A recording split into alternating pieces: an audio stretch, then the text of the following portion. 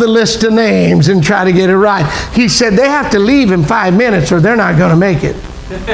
He said, all we got to do is be quiet and they're going to leave. They're not going to worry about 2 extra people. And sure enough, them old buses started up. And we left. But it was hard to enjoy because I really didn't have a seat of my own. I was entitled to it, and if they did some investigating, they would have found out that we had forced our way on it. But we still went and kept our mouth shut when we got back, too. We got off the bus, and we didn't say nothing. We just went to our room. We didn't tell nobody, but we did. Some people said, did you go? And we said, yeah, but we didn't say we had went. And every once in a while, he'll call me, and I'll say, you remember when you almost got kicked out of Bible college, get on the bus? He laughed. He said, they weren't going to kick us out. They weren't going to find us.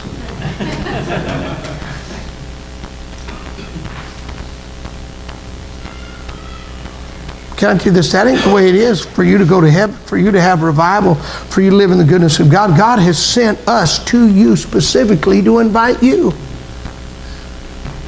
You see, I thought about it later. I had a different experience.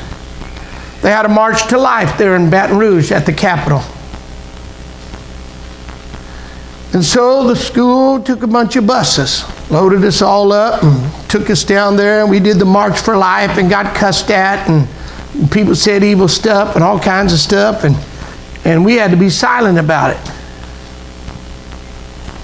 So we got there and went through all that stuff, but then it come time to go back to school.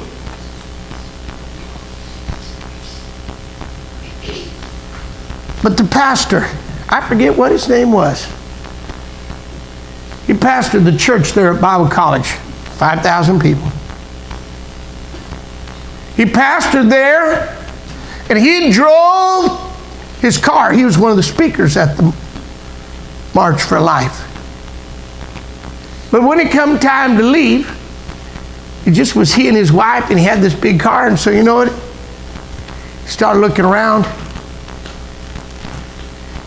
And so he got on the bus, and he looked, and he looked at a couple of us, and he said, would you like to ride back to the dorm in my car? I said, hey, I've been around preachers enough. I knew there might be a stopping for food in the in-between deal. I knew that bus wasn't stopping for nothing. Hallelujah. But I thought maybe that preacher does. It's Louisiana. Them buses didn't have air conditioning, but I figured maybe his car had. But I was invited. I didn't say, oh, no, I don't want that. No. I said, yeah, man, I'm about to knock people over getting off the bus, man. I get in there, and I'm riding in that car, and the air conditioning's blowing on my face. Hallelujah. Would you guys like to stop somewhere? Sure. All right, just take your time, Pastor.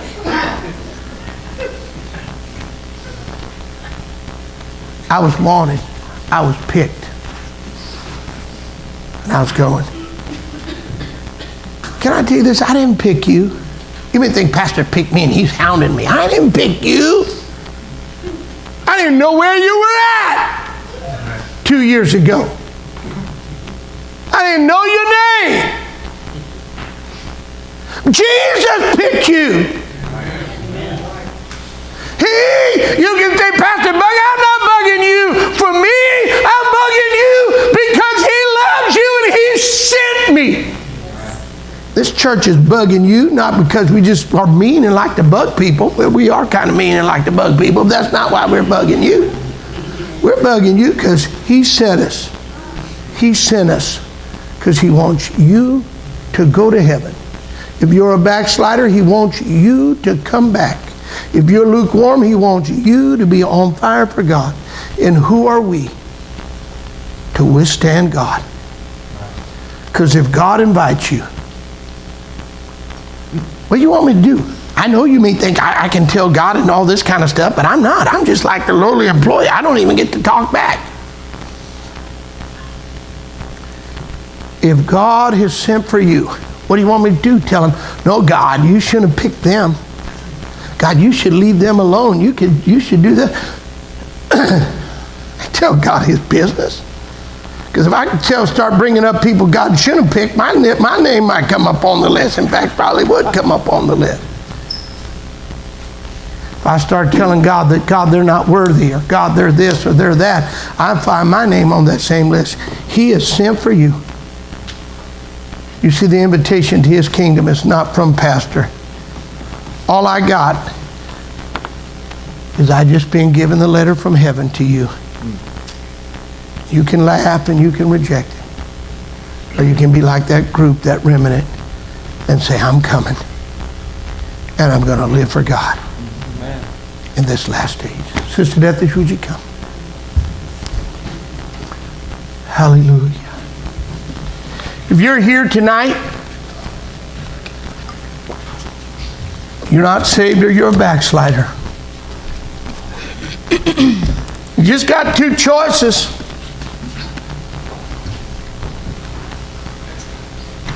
It's either a stupid idea to get saved or it's the most wonderful thing that's going to happen to you in a long, long time. It's either the right thing to do tonight or it's the wrong thing to do tonight. It's either a great idea or it's a really bad idea. But you're the one. All of Ephraim and most of Manasseh just said,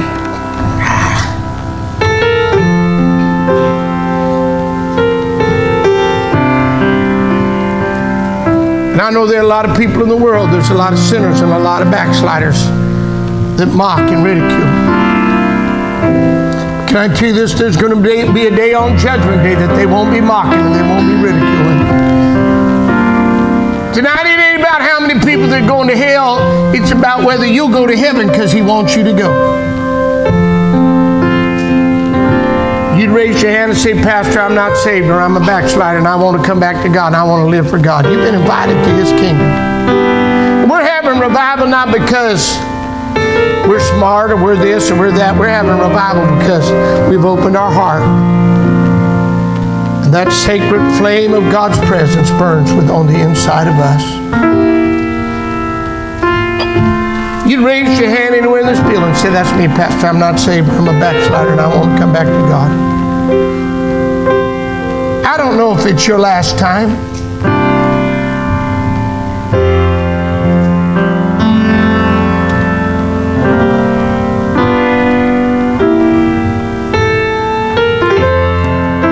But it ain't bad to come serve God. It's a wonderful, precious thing.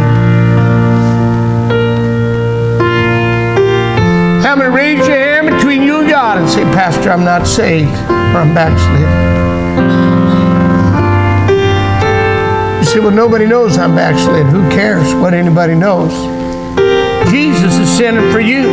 If you come down to this altar tonight and open your heart and let Christ in, I don't know what you were when you came, but I'll know you'll be a child of God when you leave.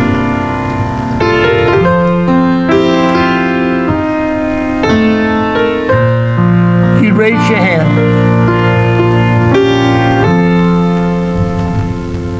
Say, I want to come. We're going to have a time on the way to heaven. We're going to have joy and victory and peace and live in God's presence on the way to heaven. And the truth is, we're going to heaven and we might be there sooner than a whole lot of people think. Won't you come go with us? Come be in the spirit of revival with us. You raise your hand and say, that's me, Pastor. I'm not saved, but I'm backslid.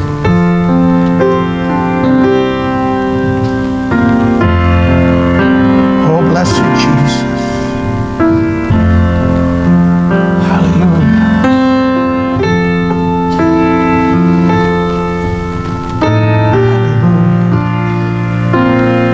Don't make a choice you'll be sorry for in hell for eternity. Make the choice you'll shout about in heaven for eternity. You say, well, I don't know if I'm ready yet. That's how the devil feels hell, is with people that aren't ready, because you never get ready. You don't get ready to quit sin. You got to be set free from it. Because it's got a hold on your heart and your mind. You never get ready to quit it. It's got a hold on you. Just like it had on me and everybody else. It has a hold on your heart and your mind and your body. You don't get ready to quit it. Sometimes you might think you do, but you're not. You got to be set free from it. Why don't you ask Jesus tonight? Why don't you come to Him? You'd raise your hand and say, I'm glad Jesus is calling for me. Hallelujah. You're here and you're not saved, or you're backslid. It's God calls you. You say, Pastor, that's me. I won't get saved. I want to live for God.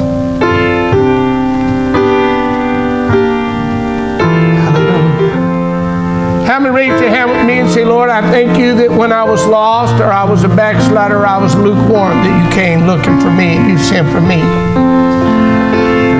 When all I could do is just open my heart and come, that you received me.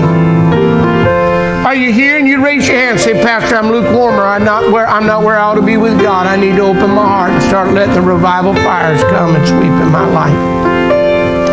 How many's glad for God's presence that sets our hearts on fire? It's a time for us to be on fire. How many raise your hand and say, God, I want to open my heart like never before, in repentance and surrender and commitment. I want revival fires to burn. How many raise your hand with me and say, I want to be changed by God's power? I'm going to open up. How many raise your hand and say, I want to be defined by it? Huh? If you're going to be a Christian, you ought to be one of them. Huh? Hallelujah. How many raise your hand and say, I want God's power working through my life, Pastor? We're going to work. Huh? We're going to work.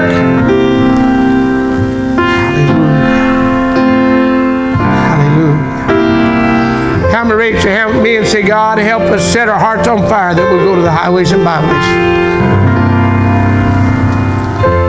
How many raise your hand and say, God, forgive me for deciding who's good enough to get saved and who ain't good enough to get saved. Forgive me for deciding who I think's ready and who ain't ready. And how many raise your hand and say, I'm going to go from Dan to Beersheba, from one end to the other, and want to invite everybody. What do they do with that? It's on them, but I want to invite them. Have them raise your hand and say, I ain't come. I want to not argue with people. I want to invite them to a relationship with God, into God's kingdom, into a spirit of revival. Had somebody try to tell me the other day, they said, I'm this, I'm that. And I said, I don't care what you are. You can be whatever you want for all I care. Let Jesus in. They started getting quiet because they weren't ready to do that yet.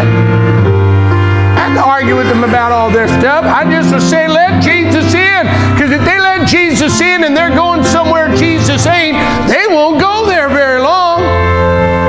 They'll get up and leave. They'll find out where Jesus is at. Because once you get Jesus on the inside, you want to go somewhere where Jesus is on the inside of other people.